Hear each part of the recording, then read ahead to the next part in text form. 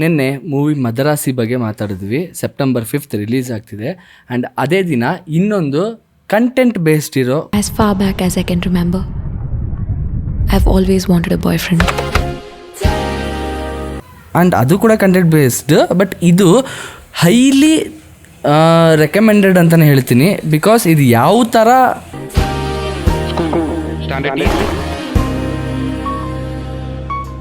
ಪ್ರಾಬ್ಲಮ್ಸ್ನ face ಮಾಡುತ್ತೆ, ಏನೇನು ಆಗುತ್ತೆ ಅಂತ ಗೊತ್ತಿಲ್ಲ.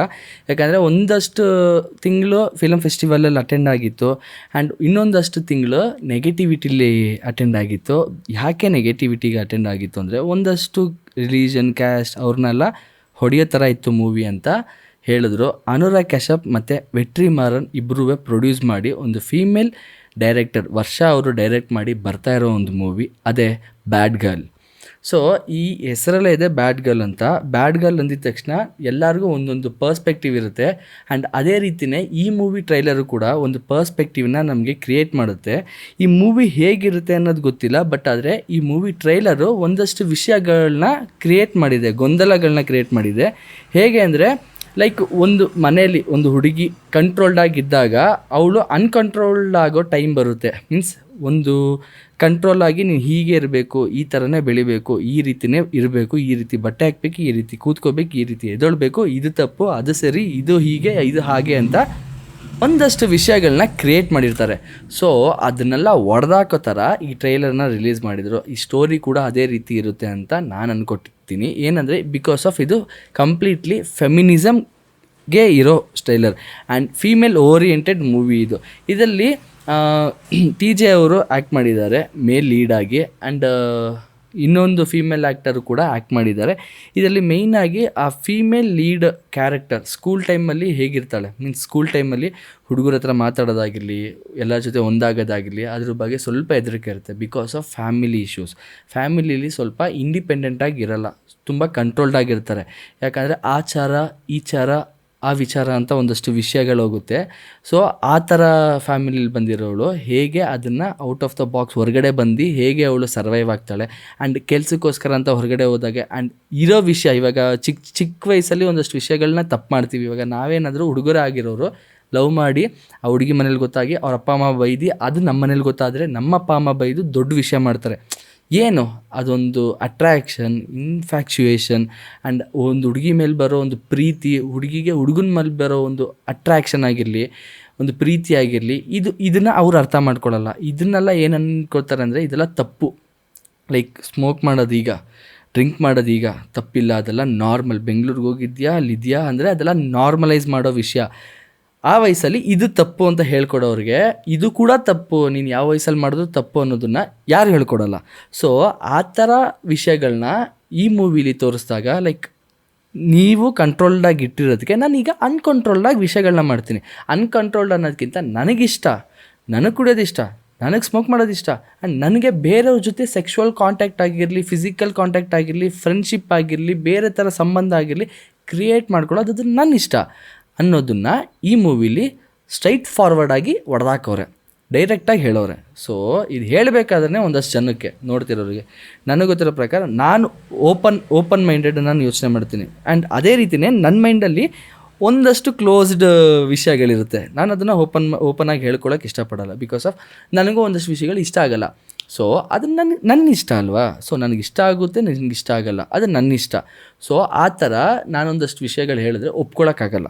ಅದೇ ರೀತಿಯೇ ಒಂದಷ್ಟು ಜನಕ್ಕೆ, ಇವಾಗ ನಾನು ಬೇರೆಯವರು ಸ್ಮೋಕ್ ಮಾಡೋದಾಗಿರಲಿ, ಡ್ರಿಂಕ್ ಮಾಡೋದಾಗಿರಲಿ, ಹುಡುಗರು ನಾನು ಮಾಡಿದ್ದು ತಪ್ಪು, ಹುಡುಗರು ಮಾಡೋದು ತಪ್ಪು, ಹುಡುಗಿರು ಮಾಡೋದು ತಪ್ಪು, ಇಬ್ಬರು ಮಾಡೋದು ತಪ್ಪೇನೆ. ಬಟ್ ಆದರೆ ಆ ಥರ ನಾನು ಯಾಕೆ ಅಕ್ಸೆಪ್ಟ್ ಮಾಡ್ಕೊಳ್ಳಲ್ಲ ಅನ್ನೋದು ಹೇಳಬೇಕು ಅಂದರೆ, ಒಂದು ಪ್ರಾಬ್ಲಮ್ ಏನಾದರೂ ಬಂತು ಅಂದರೆ ಮುಂದೆ, ಇವಾಗ ಮಾಡ್ತಾ ಇರಲಿ, ಮಾಡಿದ್ರು, ಈಗ ಬಿಟ್ಟರು, ಅದಾದಮೇಲೆ ಮಾಡಬಾರ್ದು ಅಂದರೆ ಅಷ್ಟೇ ಫಿಕ್ಸ್. ಅದಾದಮೇಲೆ ತಿರ್ಗಾ ವಾಪಸ್ಸು ಅದನ್ನು ಮಾಡೋದ್ರಿಂದ ಹೆಲ್ತ್ ಇಶ್ಯೂಸ್ ಆಗಿರಲಿ. ಈಗ ಶೋಧ ಅಂತ ಒಂದು ಸೀರೀಸ್ ನೋಡಿದೆ, ಅದರಲ್ಲಿ ಒಂದಷ್ಟು ಗೊಂದಲ ಬರೋದಾಗಿರಲಿ, ಈ ಥರ ಎಲ್ಲ ಪ್ರಾಬ್ಲಮ್ಸ್ ಇದ್ದಿದ್ದೆ.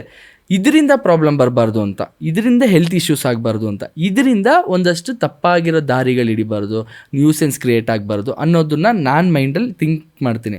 ಸೊ ಇದು ಮುಂದೆ ಬೇಡ ಅನ್ನೋ ಥರ, ಬಿಕಾಸ್ ಆ ಥರ ಇದ್ರೇ ನಾನು ಇಂಡಿಪೆಂಡೆನ್ಸಿ ನಾನು ಹಾಗೆ ಇರ್ತೀನಿ, ನಾನು ಕುಡಿತೀನಿ, ನಾನು ಮೂಡಿತೀನಿ, ನಾನು ನನ್ನ ಇಷ್ಟ ಅಂತ ಅಂದ್ಕೊಂಡ್ರೆ ಅದು ನಿನ್ನ ಒಬ್ಳಿಗೆ ಮಾತ್ರ ಅಫೆಕ್ಟ್ ಆಗೋಲ್ಲ, ನಿನ್ನ ಸುತ್ತಮುತ್ತ ಇರೋರಿಗೂ ಅಫೆಕ್ಟ್ ಆಗುತ್ತೆ.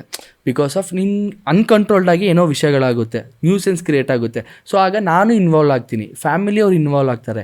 ಪೊಲೀಸ್ ಸ್ಟೇಷನ್ಗೆ ಹೋದರೆ ಓವರ್ ಆಲ್ ಫ್ಯಾಮಿಲಿ ಇನ್ವಾಲ್ವ್ ಆಗುತ್ತೆ, ನನ್ನ ಫ್ಯಾಮಿಲಿಲಿ ಪ್ರಾಬ್ಲಮ್ ಬರುತ್ತೆ, ಅವ್ರ ಫ್ಯಾಮಿಲಿಲಿ ಪ್ರಾಬ್ಲಮ್ ಬರುತ್ತೆ.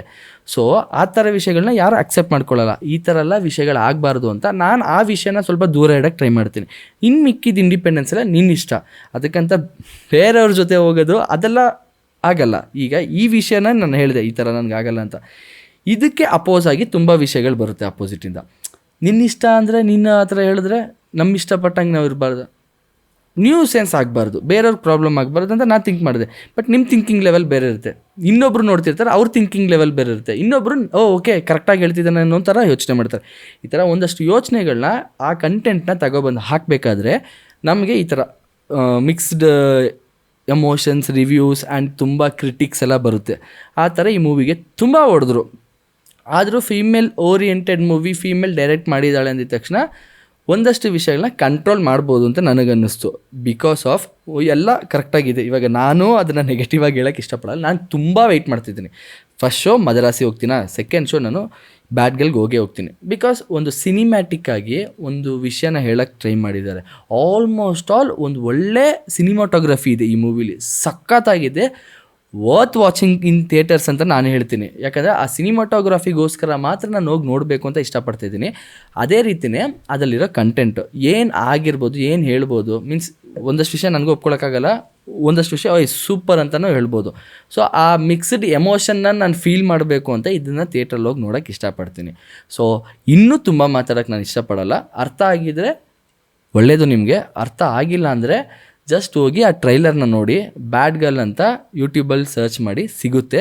ಟ್ರೈಲರ್ ನೋಡಾದ್ಮೇಲೆ ನಿಮಗೊಂದು ಪಾಯಿಂಟ್ ಆಫ್ ವ್ಯೂ, ನಿಮಗೊಂದು ಅರ್ಥ ಆಗುತ್ತೆ, ನಿಮಗೊಂದು ಕ್ಲಾರಿಟಿ ಸಿಗುತ್ತೆ. ನಿಮ್ಗೆ ಏನು ಅನಿಸುತ್ತೆ ಅದು ಹೇಳ್ಕೊಳ್ಳೋ ಒಂದು ಇಮ್ಯಾಜಿನ್ ಮಾಡ್ಕೊಳ್ಳೋ ಒಂದಷ್ಟು ವಿಷಯಗಳು ಸಿಗುತ್ತೆ. ಇಮ್ಯಾಜಿನ್ ಮಾಡ್ಕೊಳ್ಳಿ, ನೋಡ್ಕೊಳ್ಳಿ, ಆ್ಯಂಡ್ ಅದು ಹೇಗಿದೆ ಅನ್ನೋದನ್ನು, ಆ್ಯಂಡ್ ನನ್ನ ವೀಡಿಯೋ ಹೇಗಿದೆ ಅದು ನೋಡಾದ್ಮೇಲೆ ನನ್ನ ವೀಡಿಯೋ ನೋಡಿ, ಅದು ನೋಡಾದ್ಮೇಲೆ ನನ್ನ ವೀಡಿಯೋ ಹೇಗೆ ಫೀಲ್ ಆಯಿತು ನಿಮಗೆ ಅನ್ನೋದನ್ನು ಕೆಳಗಡೆ ಕಮೆಂಟ್ ಮಾಡಿ. ಆ್ಯಂಡ್ ನಿಮಗೆ ಗೊತ್ತೇ ಇರಲಿಲ್ಲ 5th ಈ ಮೂವಿನೂ ರಿಲೀಸ್ ಆಗ್ತಿದೆ ಗೊತ್ತಿರಲಿಲ್ಲ ಅಂದಿದ್ದು ನಾನು ನಿಮಗೆ ಈ ವಿಷಯನ ಹೇಳಿದ್ದೀನಿ ಅಂತ ನಿಮಗೆ ಫೀಲ್ ಆಗ್ತಿದೆ ಅಂದರೆ ಥ್ಯಾಂಕ್ ಯು ಹೇಳ್ಬಿಟ್ಟು ನನ್ನ ಚಾನಲ್ನ ಸಬ್ಸ್ಕ್ರೈಬ್ ಮಾಡಿಲ್ಲ, ಸಬ್ಸ್ಕ್ರೈಬ್ ಮಾಡ್ಕೊಳ್ಳಿ.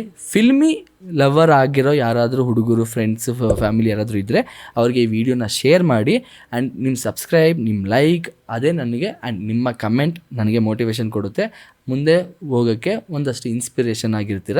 Thanks for watching full video. ಇದೇ ರೀತಿ ಒಳ್ಳೊಳ್ಳೆ filmy recommendations, filmy and critics and ಒಂದಷ್ಟು ಫಿಲ್ಮಿ ಅಪ್ಡೇಟ್ಸ್ ಬೇಕಂದರೆ ನನ್ನ ಚಾನಲ್ನ ಫಾಲೋ ಮಾಡಿಲ್ಲ ಅಂದರೆ ಮೊದಲು ಫಾಲೋ ಮಾಡ್ಕೊಳ್ಳಿ. ಇನ್ಸ್ಟಾಗ್ರಾಮಲ್ಲಿ ಡಿಸ್ಕ್ರಿಪ್ಷನಲ್ಲಿ ಇನ್ಸ್ಟಾಗ್ರಾಮ್ ಲಿಂಕ್ ಕೊಟ್ಟಿರ್ತೀನಿ, ಅದರಲ್ಲೂ ಒಳ್ಳೊಳ್ಳೆ ಫಿಲ್ಮಿ ರೆಕಮೆಂಡೇಷನ್ಸ್ ಕೊಡ್ತೀನಿ. Thanks for watching full video. Bye.